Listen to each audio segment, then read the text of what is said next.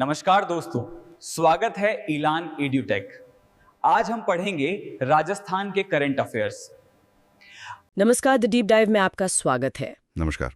आज हमारे पास राजस्थान से जुड़ी कुछ ताज़ा रिपोर्ट्स और अपडेट्स का एक पूरा बंडल है। ये सब फरवरी 2026 की शुरुआत के हैं। और हमारा काम है इस सारी जानकारी में से वो कहानियां निकालना, वो बारीकियां ढूंढना जो असल में मायने रखती हैं। बिल्कुल। तो आज हम किन किन चीज़ों पर गौर करने वाले हैं? देखिए, आज हम एक ऐसे गांव की बात करेंगे जो पूरी दुनिया के लिए एक मिसाल बन गया है। फिर एक ऐसी वैज्ञानिक खोज पर चलेंगे जो शायद क्लाइमेट चेंज से लड़ने का हमारा तरीका ही बदल दे। अच्छा। और हाँ, कुछ ऐसी सरकारी योजनाएं भी हैं जिनका असर सीधे लोगों की जिंदगी पर पड़ रहा है। तो चलिए इस खजाने को खोलते हैं और देखते हैं कि राजस्थान की इन कहानियों में हमारे लिए क्या छिपा है। जरूर। शुरुआत एक ऐसी खबर से करते हैं जो दिल खुश कर देती है। राजसमंद जिले का एक गांव है पिपलांत्री। सुनने में तो ये एक आम सा गांव लगता है, लेकिन उदयपुर का पर्यटन विभाग वो अब इसे एक खास टूरिस्ट डेस्टिनेशन बनाने में जुट गया है। और इसकी वजह? इसकी वजह कोई पुराना किला या महल नहीं है, बल्कि एक जिंदा सांस लेती हुई क्रांति है। जब मैंने पहली बार इसके बारे में पढ़ा तो मुझे लगा कि ये कोई कहानी होगी। मतलब यकीन नहीं हुआ। बिल्कुल, कि एक अकेला इंसान पूरे गांव की सोच कैसे बदल सकता है, ये सुनने में अविश्वसनीय लगता है, पर ये सच है। आप उस अनोखी परंपरा की बात कर रहे हैं ना? हाँ। कि जब भी गांव में किसी बेटी का जन्म होता है तो पूरा परिवार मिलकर 111 पेड़ लगाता है। हाँ, लेकिन ये सिर्फ पेड़ लगाने की एक रस्म नहीं है। इसके पीछे एक पूरा आर्थिक, एक सामाजिक मॉडल है। अच्छा। इसे वहां के पूर्व सरपंच श्याम सुंदर पालीवाल जी ने तैयार किया था और उन्हें इसके लिए पद्मश्री भी मिला है। वाह। उन्होंने सिर्फ पेड़ नहीं लगवाए, उन्होंने गांव वालों को आंवला, शीशम, आम, मतलब ऐसे पेड़ लगाने के लिए प्रोत्साहित किया जिनका बाजार में अच्छा दाम मिलता है। ओह अच्छा, तो ये सिर्फ पर्यावरण बचाने की मुहिम नहीं थी, इसका एक आर्थिक पहलू भी था। बिल्कुल, यही तो इसकी खूबसूरती है। उन पेड़ों से जो फल या लकड़ी मिलती है, उससे होने वाली आमदनी का एक हिस्सा उस बेटी के भविष्य के लिए सुरक्षित किया जाता है। ये तो बहुत ही कमाल का आइडिया है। सोचिए, एक बेटी के जन्म को सीधे गांव की हरियाली और आर्थिक तरक्की से जोड़ दिया गया। ये पर्यावरण, महिला सशक्तिकरण और ग्रामीण अर्थव्यवस्था तीनों को एक साथ मजबूत करता है।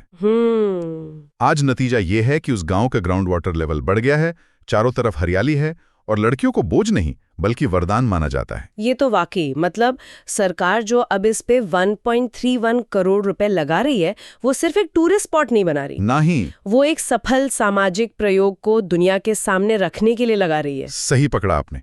यहाँ आने वाले लोग सिर्फ घूमने नहीं आएंगे, वे एक आइडिया लेकर जाएंगे, एक सोच लेकर जाएंगे कि कैसे समाज को बदला जा सकता है। पिपलांत्री की जमीन से अब चलते हैं लैब की तरफ। एक तरफ लोग जमीन पर पेड़ लगाकर कार्बन कम कर रहे हैं, तो दूसरी तरफ वैज्ञानिक एक नए तरह के कार्बन की ही खोज कर रहे हैं। हाँ, राजस्थान केंद्रीय विश्वविद्यालय के रिसर्चर्स ने टील कार्बन नाम के एक नए कार्बन की पहचान की है। और ये बहुत बड़ी खबर है। ये सिर्फ एक और खोज नहीं है, इसे जलवायु परिवर्तन से लड़ने का एक प्राकृतिक समाधान माना जा रहा है। प्राकृतिक समाधान? जी। प्रोफेसर लक्ष्मीकांत शर्मा की टीम ने ये शोध भरतपुर के मशहूर केवलादेव राष्ट्रीय उद्यान में किया। टील कार्बन, जैसा कि नाम से पता चलता है, हल्के आसमानी रंग का है और माना जा रहा है कि इसमें कार्बन सोखने की क्षमता असाधारण हो सकती है। तो क्या इसका मतलब यह है कि ये ग्लोबल वार्मिंग को कम करने में हमारी मदद कर सकता है? पर कैसे? मतलब क्या हम इसे बना सकते हैं या ये सिर्फ कुदरती तौर पर मिलता है? देखिए, अभी ये बहुत शुरुआती रिसर्च है, लेकिन इसके पीछे का आइडिया क्रांतिकारी है। सोचिए, अगर हम ये समझ पाएं कि ये कार्बन इतनी ज्यादा मात्रा में कार्बन डाइऑक्साइड कैसे सोखता है और फिर हम इसे बड़े पैमाने पर बनाने या इस्तेमाल करने का तरीका निकाल लें, तो ये कार्बन कैप्चर टेक्नोलॉजी में एक क्रांति ला सकता है। लेकिन चुनौती तो होगी इसमें। चुनौती यही होगी कि लैब में मिली इस कामयाबी को असल दुनिया की जरूरतों के लिए कैसे इस्तेमाल किया जाए। और ये खोज केवलादेव नेशनल पार्क में हुई, ये भी अपने आप में दिलचस्प है ना? बिल्कुल। ये जगह तो पहले से ही यूनेस्को वर्ल्ड हेरिटेज साइट है, अपनी जैव विविधता के लिए जानी जाती है। हाँ, 1981 से ये एक रामसर साइट है, मतलब अंतर्राष्ट्रीय महत्व की एक नम भूमि। हाल ही में वहाँ एक मांसाहारी पौधे की भी खोज हुई थी।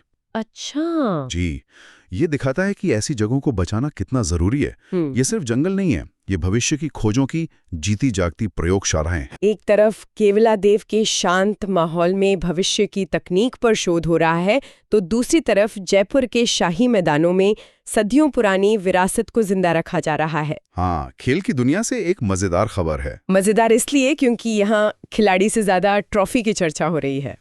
बिल्कुल। दुनिया की सबसे बड़ी पोलो ट्रॉफी ऑग्निवेरा पोलो कप जयपुर की टीम ने जीत लिया है। उन्होंने फाइनल में वी पोलो टीम को 5-2 से हराया। लेकिन जैसा आपने कहा, जीत से ज्यादा चर्चा ट्रॉफी के साइज की है। हाँ, और ये बात राजस्थान में पोलो के महत्व को दिखाती है।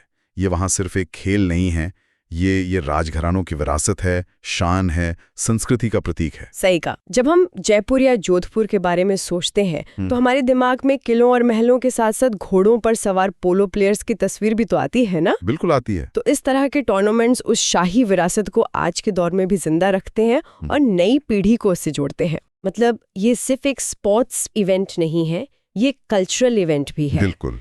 ये राजस्थान की उस पहचान को और मजबूत करता है जहां परंपरा और आधुनिकता कंधे से कंधा मिलाकर चलते हैं। बिल्कुल। चलिए खेल के मैदान से अब शासन और प्रशासन की दुनिया में चलते हैं। यहाँ भी कुछ दिलचस्प नियुक्तियां और पहल हुई हैं।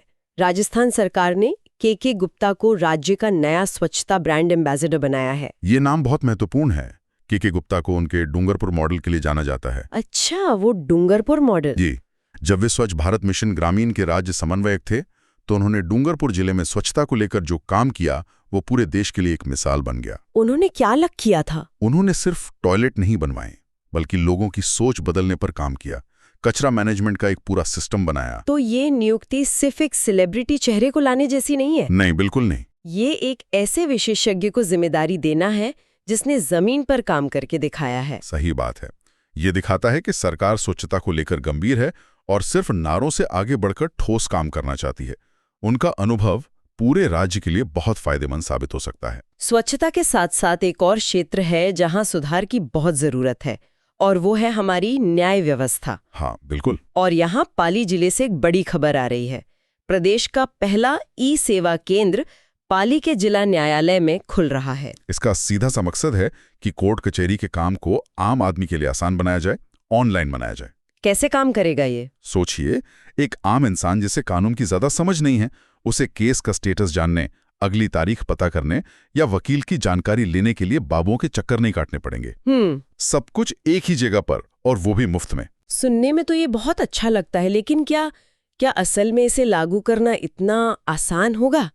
मतलब हमारे देश में बहुत से लोग अभी भी टेक्नोलॉजी के साथ उतने सहज नहीं हैं। आपका सवाल बिल्कुल जायज है। उनके लिए कोई व्यवस्था है? हाँ है, और स्रोतों के मुताबिक इसका ध्यान रखा गया है। ये सिर्फ एक कियोस्क या कंप्यूटर नहीं है, वहां ट्रेन्ड स्टाफ होगा जो लोगों की मदद करेगा। अच्छा। और सबसे बड़ी सुविधा है वीडियो कॉन्फ्रेंसिंग की। अब किसी दूर दराज गांव के आदमी को सिर्फ पेशी के लिए अपना काम धंधा छोड़कर शहर आने की जरूरत नहीं होगी। वो वीडियो के जरिए ही जुड़ सकता है। हाँ, वह वीडियो के जरिए सुनवाई में शामिल हो सकता है। ये समय, पैसा और परेशानी तीनों बचाएगा। और जब पाली की बात हो ही रही है तो ये बताना भी जरूरी है कि ये जिला और भी वजहों से चर्चा में है। जैसे कि यहाँ की सोजत की मेहंदी को कुछ साल पहले जीआई टैग मिला था। हाँ, बिल्कुल। और जीआई टैग का मतलब है कि अब कानूनी तौर पर सोजत की मेहंदी की नकल कोई और नहीं कर सकता। इससे तो स्थानीय उत्पादकों को बहुत फायदा हुआ होगा। बिल्कुल। ये उस इलाके की पहचान को सुरक्षित करता है और वहां के लोगों को उनके उत्पाद का सही दाम और पहचान दोनों दिलवाता है। साथ ही सुमेरपुर में एक प्राइवेट फिल्म सिटी भी बन रही है। मतलब पाली जिला न्यायिक सुधार, सांस्कृतिक पहचान और आर्थिक विकास तीनों मोर्चों पर आगे बढ़ रहा है। बिल्कुल। अब कुछ और सरकारी घोषणाओं पर नजर डालते हैं जो सूजस बुलेटिन में छपी हैं। हाँ, ये छोटी छोटी खबरें, पर इनका असर बहुत बड़ा हो सकता है। पहली खबर खनन से जुड़ी है। बालोतरा के सिवाना इलाके में रेयर अर्थ मिनरल्स के एक ब्लॉक की नीलामी हुई है। एक मिनट, यहाँ रेयर अर्थ मिनरल्स पर रुकना जरूरी है। ये सुनने में भले ही कोई आम खनिज लगें, पर असल में ये आज की टेक्नोलॉजी की जान है। अच्छा, कैसे? हमारे स्मार्टफोन की स्क्रीन से लेकर इलेक्ट्रिक गाड़ियों की बैटरी और मिसाइल सिस्टम तक सब कुछ इन्हीं 17 तत्वों पर निर्भर है। अरे वाह! बात नहीं है, ये एक बहुत बड़ी रणनीतिक जीत है। मतलब ये सिर्फ राज्य के लिए राजस्व नहीं है, बल्कि देश की सुरक्षा और आत्मनिर्भरता के लिए भी बहुत अहम है। बिल्कुल। वाह। अगली खबर एक बड़े आयोजन से जुड़ी है, इंडिया स्टोन मार्ट 2026 जो जयपुर में होने वाला है। ये पत्थर उद्योग का एक बहुत बड़ा अंतर्राष्ट्रीय मेला है।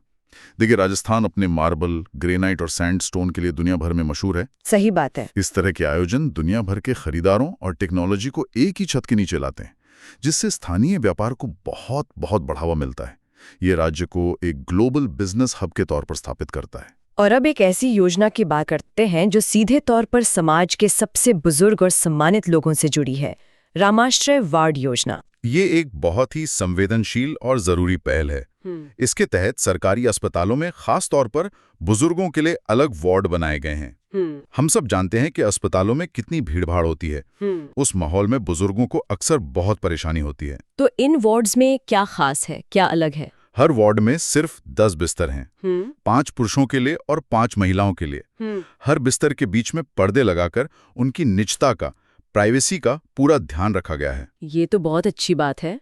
और सबसे महत्वपूर्ण, हर बेड के पास एक नर्सिंग अलार्म सिस्टम है, ताकि जरूरत पड़ने पर वे तुरंत किसी को बुला सकें। ये सिर्फ इलाज मुहैया कराने की बात नहीं है। नहीं, ये सम्मान और गरिमा के साथ देखभाल सुनिश्चित करने की कोशिश है। ये सच में एक सराहनीय कदम है।